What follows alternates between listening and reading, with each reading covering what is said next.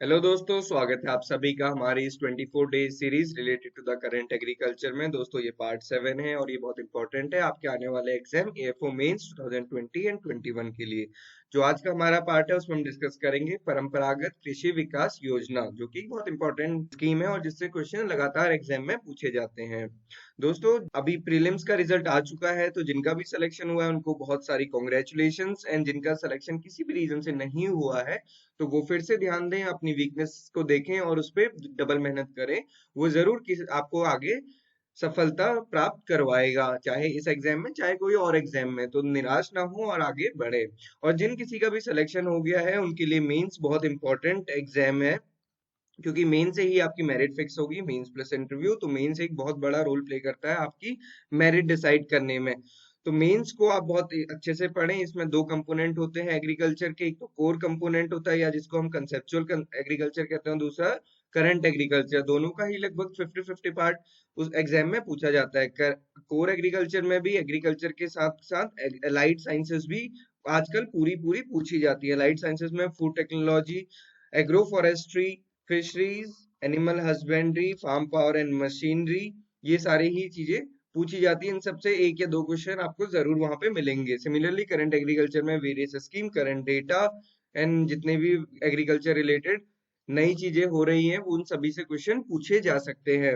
तो दोस्तों current agriculture में मार्क्स गेन करना बहुत इजी होता है, क्योंकि इसका कंटेंट बहुत कम होता है, जबकि कोर एग्रीकल्चर में तो सिलेबस ही इतना ज्यादा होता है कि उससे कहीं से भी क्वेश्चन पूछा जाता है और जरूरी नहीं होता कि अगर आपने पढ़ा है आप फिर भी सही आंसर करके आए।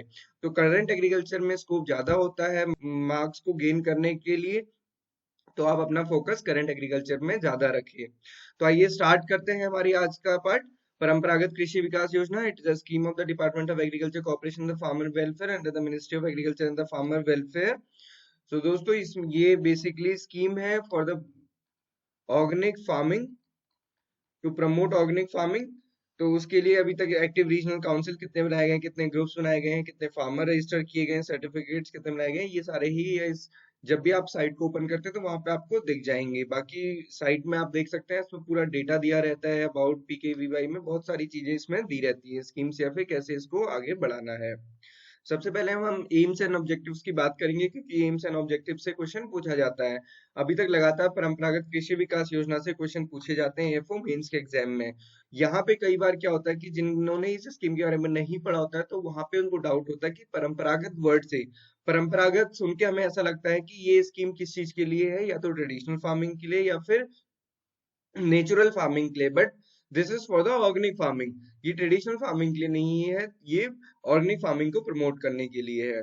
तो इसके एम्स एंड ऑब्जेक्टिव्स को अगर हम देखें तो to promote the natural resource based on the integrated in the climate resilient sustainable farming system that ensure to maintain to increase of soil fertility, natural resource conservation and on farm nutrient recycling and minimise the dependence on the farmers on external inputs. External inputs मतलब chemical inputs पे dependence कम हो सके, और on farm nutrient cycle हो, natural resource conservation हो, और increase of soil fertility कैसे, सस्टेनेबल फार्मिंग सिस्टम से।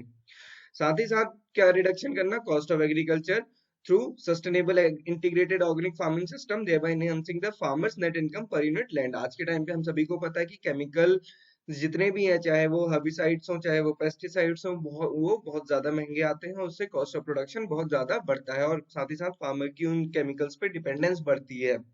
उस डिपेंडेंस बढ़ने की वजह से चाहे वो यूज हो ना हो, और फार्मर्स बहुत ज्यादा केमिकल यूज करता है।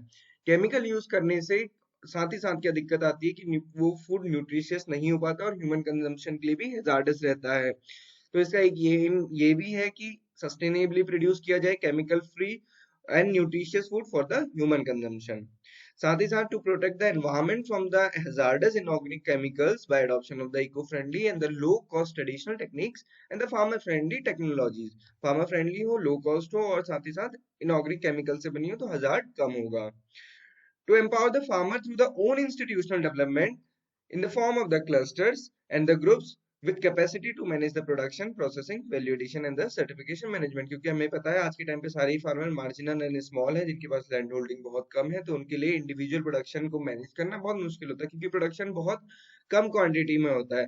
तो इसका एम एक ये भी है कि क्लस्टर अप्रोच या फिर ग्रुप अप्रोच करके उन सभी को एम्पावर करना सो दैट कि वो अपने प्रोडक्शन को खुद से मैनेज कर सके और साथ ही साथ उसको मार्केट भी कर सके और सर्टिफिकेशन को भी मैनेज कर सके। तो इससे अल्टीमेटली हुआ क्या, to make the farmers entrepreneurs through the direct market linkages with the local and the national market, वो ऐसा कर सकेंगे। अब आते हैं कुछ इंपॉर्टेंट पॉइंट्स पे। परंपरागत कृषि विकास योजना क्या है, वो एक कंपोनेंट है soil health mission under the national mission on the sustainable agriculture नाम सा। ये एक बड़ी स्कीम है, कोर स्कीम है। इसका सब पार्ट है सॉइल हेल्थ मैनेजमेंट। उसका एक सब कंपोनेंट है परंपरागत कृषि विकास योजना। इसी का सब कंपोनेंट था सॉइल हेल्थ कार्ड स्कीम, जो हमने अपनी कल की वीडियो में देखी थी। तो दोस्तों आप ये ध्यान रखेंगे कि national mission on the sustainable agriculture इसकी मेन स्कीम है। ये लॉन्च की थी अप्रैल 2020 में to support the organic farming. It is a cluster based approach, 50 और 50 से ज्यादा फार्मर, सो दैट कि उनकी लैंड होल्डिंग मिनिमम 50 एकड़ लैंड हो सके, so to initiate the organic farming. ये गवर्नमेंट का एम है। Every farmer will be provided with 20,000 per acre in the 3 year for seed to the harvesting. मतलब inputs की जितनी भी उसकी कॉस्ट आती है during the convergence period. Convergence period मतलब जब वो अपनी ट्रेडिशनल फार्मिंग से ऑर्गेनिक फार्मिंग की तरफ आता है तो उसको 3 ईयर का ट्रांजिशन या फिर कन्वर्जेंस पीरियड लगता है। तो उस पीरियड में गवर्नमेंट 20,000 पर एकड़ इन 3 ईयर सपोर्ट करेगी। साथ ही organic farming will be promoted by the traditional resources and the organic product will be linked with the market. ये गवर्नमेंट का भी एम है कि उसको ट्रेडिशनल रिसोर्सेज और ऑर्गेनिक प्रोडक्ट को मार्केट से लिंक किया जाएगा। So इससे क्या होगा, it will increase the domestic production and the certification of the organic produce by involving farmers. Farmer को ही इन्वॉल्व करके ये बढ़ाया जा सकता है। अब देखते हैं इसके कंपोनेंट्स क्या है। सबसे पहला कंपोनेंट है adoption of the participatory guarantee system, जिसकी अभी तक हम बात कर रहे थे कि क्लस्टर बेस्ड अप्रोच है। 50 फार्मर्स एटलीस्ट होने चाहिए with the area of minimum 50 एकड़। तो ये पार्टिसिपेटरी गारंटी सिस्टम बनाएगा certification through the cluster approach. ये इंडिविजुअल फार्मर को मिला के एक ग्रुप बनाने की बात है। Second is the adoption of the organic village. जब क्लस्टर्स बन जाए तो उसके बाद adoption of the organic village for the manure management and the biological nitrogen harvesting through the cluster approach. Cluster approach के थ्रू ही मेन्योर को भी और बायोलॉजिकल हार्वेस्टिंग को भी मैनेज करना। तो सबसे पहले उसमें अंडर सब पॉइंट्स हैं। एक first is the action plan for the organic farming for one cluster. इसकी डिटेल रहती है कि कितनी कॉस्ट आएगी, उसकी कॉस्ट एनालिसिस पूरा रहता है, बट वो उतना इंपॉर्टेंट है नहीं। आपको बेसिक जानना है कि ये कैसे वर्क करता है। तो इसमें एक होता है कि action plan for the organic farming for one cluster. एक पर्टिकुलर क्लस्टर के लिए पूरा एक्शन प्लान बनाया जाएगा कि वो कैसे ऑर्गेनिक फार्मिंग करेगा, किस प्रोड्यूस को डेवलप करेगा और कैसे उसको मार्केट करेगा। Then is the integrated manure management, ये तो हम सभी को समझ आता है। Third is the custom hiring centre, क्योंकि इंडिविजुअल फार्मर्स नहीं परचेज कर सकते हैं मशीनरी, तो उनके लिए कस्टम हायरिंग सेंटर्स बनाए जाएंगे गवर्नमेंट के द्वारा। Then is the packing, labelling and the branding of the organic product of the particular cluster. इसमें गवर्नमेंट पूरा सहयोग करेगी। तो दोस्तों ये था परंपरागत कृषि विकास योजना के बारे में, जो कि इंपॉर्टेंट है आपके एग्जाम पॉइंट ऑफ व्यू से फॉर एएफओ मेंस। तो आप इस पे जरूर ध्यान दें। And thanks for watching. Please like and subscribe and have a good day ahead. Thank